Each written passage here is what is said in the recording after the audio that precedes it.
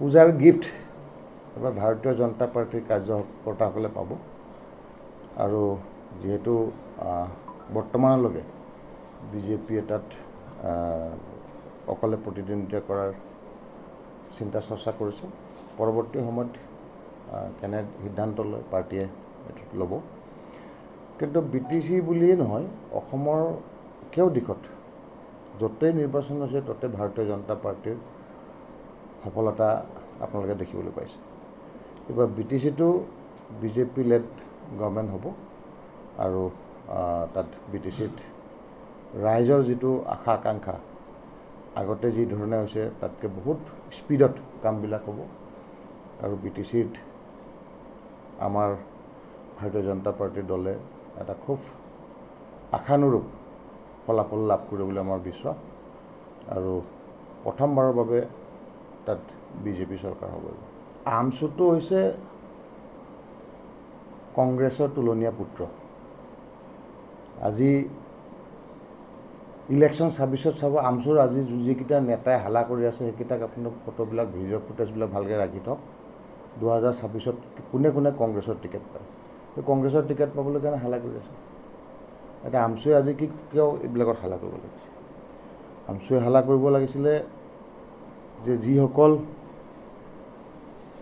খিলঞ্জীয়া মানুহক অন্যায় কৰি আছে তেখেতসকলৰ মাটি বাৰী দখল কৰিছে সেই খিলঞ্জীয়াসকলৰ কথা কিয় নাপাতে আমছুৱে আজি আমছুৱে যিটো চৰকাৰী মাটি তাত বেদখল কৰি আছে এইটো মুক্ত কৰিবলৈ এষাৰো কথা কিয় নকৰে তাৰমানে আমছুৱে যিমান পাৰে বাংলাদেশৰ পৰা বাংলাদেশে আনি থাকিব আৰু এইবিলাক মাটি দখল কৰি থাকিব আৰু চৰকাৰখনে মুখ মেলি চাই থাকিব লাগে তেনেকুৱা কথাটো হ'ব নোৱাৰে আগৰ চৰকাৰে পদক্ষেপ নল'লে বেলেগ কথা কিন্তু বিজেপি চৰকাৰে চৰকাৰী মাটি আজি মুখ্যমন্ত্ৰী ডক্টৰ হিমন্ত বিশ্ব শৰ্মা ডাঙৰীয়াৰ নেতৃত্বত যি ধৰণে বেদখল মুক্ত কৰিছে এইটো এটা বুৰঞ্জীত সোণালী আখৰেৰে লিখা থাকিব যোনে যিমান বেয়া পাওক যি পাওক নাপাওক মই কিন্তু ডক্টৰ হিমন্ত বিশ্ব শৰ্মা ডাঙৰীয়াক চেলুট কৰোঁ এই পদক্ষেপৰ কাৰণে আজি অসমীয়াৰ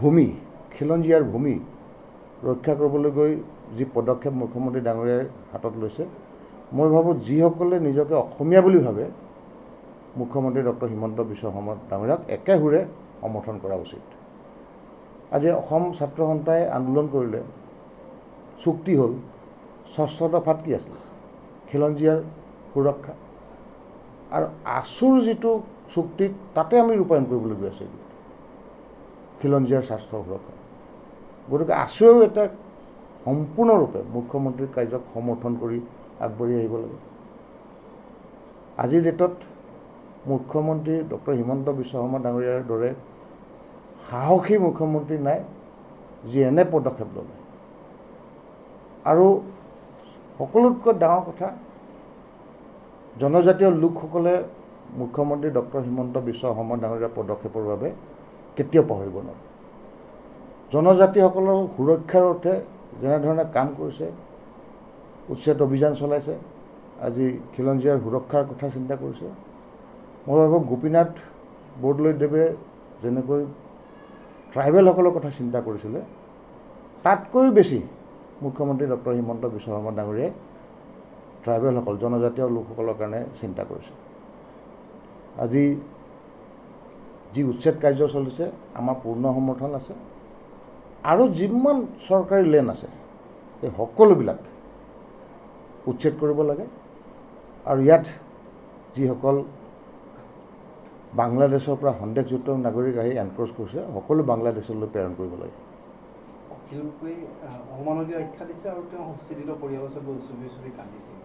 মানৱীয় কোনটো তেওঁ বুজাই দিয়ক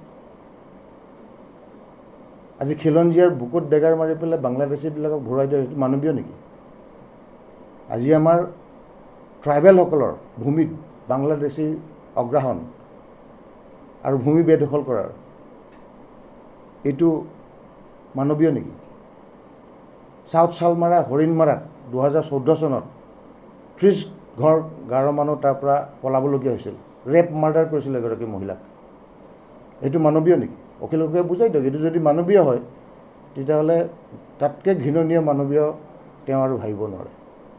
তো অমানৱীয় কাম যিসকলে কৰিছে তেখেতসকলক অমানৱীয় নকৈ যিসকলে ভুক্তভোগী তেখেতসকলক উদ্ধাৰ কৰিবলৈ মুখ্যমন্ত্ৰী ডাঙৰীয়াই কাম কৰিছে তাক অমানৱীয় বোলাটোত কোনো যুক্তি আছে বুলি মই নাভাবোঁ।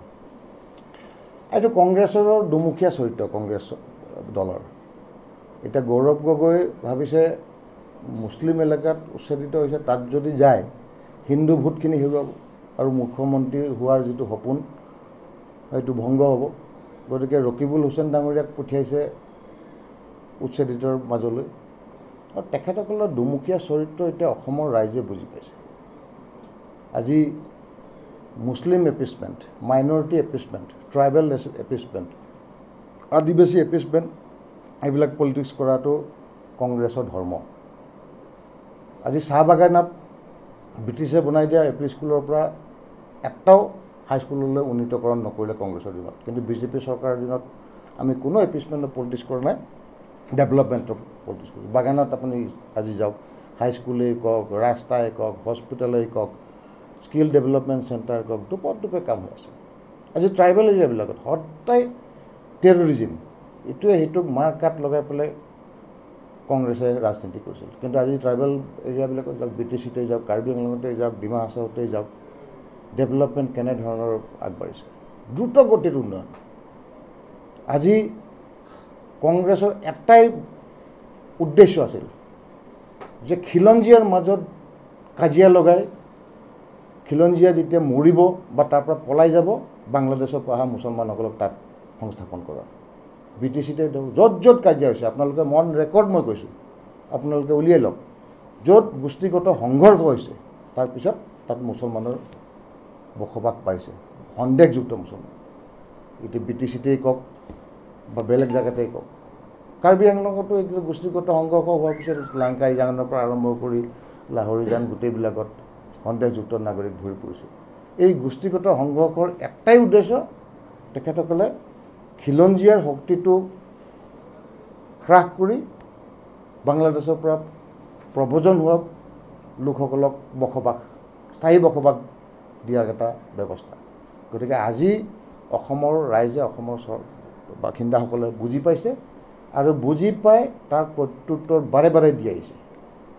আৰু গৌৰৱ গগৈ নিজে নগৈ মুছলমান সাংসদক পঠাইছে মুছলমান এৰিয়াত। তেওঁ গ'লে মানে হিন্দু ভোটখিনি বেয়া পাব নেকি? আজি অসমৰ হিন্দু সমাজ বা হিন্দু ৰাইজ খুব উৎফুল্লিত, আনন্দিত যে বাংলাদেশৰ পৰা অহা সন্দেহযুক্ত নাগৰিকৰ ঘৰ ভাঙি তেখেতসকলক খেলিছে। আজি সংস্থাপনৰ কথা কয়, মাটি বাৰী নাথাকাৰ কথা কয় কংগ্ৰেছে। কিন্তু যদি সেইটোৱে হয় তেতিয়াহ'লে 50,000 কোটিতকৈ অধিক সম্পত্তি ৱাকফ বৰ্ডৰ আছে। ৱাকফ বৰ্ডৰ সেই মাটি দুখীয়া মুছলমানসকলক, ঘৰ নাথাকা মুছলমানসকলক কিয় নিদিলে? আজি কংগ্ৰেছৰ লিডাৰসকলৰ হাতত সেই ৱাকফ বৰ্ডৰ প্ৰপাৰ্টি। আজি কংগ্ৰেছৰ লিডাৰসকলৰ লগত আছে ৱাকফ বৰ্ডৰ প্ৰপাৰ্টি, 50,000 কোটিতকৈও অধিক প্ৰপাৰ্টি। ইমান দৰত যদি তেখেতৰ, তেতিয়াহ'লে সেই যদি ভাবে যে তেখেতসকলে সঁচাকৈ জেনুইন অসমৰ মুছলমান, এইসকলক কেলৈ ৱাকফ বৰ্ডৰ প্ৰপাৰ্টিবিলাক নিদিলে? কাৰণ ৱাকফ বৰ্ডটো সেইটোৱে হৈছে দুখীয়া মানুহক দিবলৈ কাৰণে থোৱা প্ৰপাৰ্টি। ডনেট কৰিছে ধনী মানুহখিনিয়ে দুখীয়া মানুহক দিবলৈ কাৰণে। কংগ্ৰেছে দুখীয়া মানুহক নিদি নিজৰ জেপত সোমাই থ'লে ৱাকফ বৰ্ডৰ প্ৰপাৰ্টি। আজি এইবিলাকৰ উত্তৰ আমি বিচাৰিম গৌৰৱ গগৈৰ পৰা, কংগ্ৰেছৰ পৰা। তেখেতসকলে মুছলিম এপিছমেণ্ট কৰিছে, কিন্তু মুছলমানক ধ্বংস কৰিছে। আজি মুছলমানক হত্যা কৰাৰ যিটো অভিসন্ধি সেইটো কংগ্ৰেছৰ হয়। কংগ্ৰেছে উচতাই দিছে গভৰ্ণমেণ্টৰ মাটি ল'বলৈ কাৰণে, কিন্তু ৱাকফ বৰ্ডৰ প্ৰপাৰ্টি নিজৰ হাতত ৰাখি থৈ দিছে। যদি কংগ্ৰেছৰ দিনতে তেখেতসকলে বাংলাদেশৰ পৰা হওক বা য'তে সন্দেহযুক্ত নাগৰিক বা অসমৰে নাগৰিক বুলি ভাবিছে মুছলমান সমাজক, এই লোকসকলক সংস্থাপন দিবলৈ কাৰণে ৱাকফ বৰ্ডৰ এই প্ৰপাৰ্টিখিনি কিয় বিতৰণ কৰি নিদিলে? কিয় কংগ্ৰেছৰ লিডাৰবিলাক নিজে ধনী হ'বলৈ গ'ল? যদি আজি সেইবিলাক বিলাই দিলে হয়, আজি আমাৰ চৰকাৰী মাটি এইসকল ব্যক্তিয়ে নল'লে হয় আৰু আমাৰ উচ্ছেদ কৰাৰ প্ৰয়োজন নহ'লে হয়। গতিকে কংগ্ৰেছৰ সেই এপিছমেণ্ট পলিটিক্সটো খুব সুন্দৰভাৱে ধৰা পৰিছে এতিয়া। আৰু অসমত পুনৰবাৰ কংগ্ৰেছক আৰু এটা এশিকনি দিবলৈ কাৰণে ৰাইজ ৰৈ আছে, খালি 26ৰ অপেক্ষা। আপুনি বিচৰা বাতৰি পাব কেৱল নিউজ 18 এপত। নিউজ 18 এপ ডাউনলোড কৰিবলৈ স্ক্যান কৰক এই QR code. Google Play Store তো পাব এই নিউজ 18 এপ।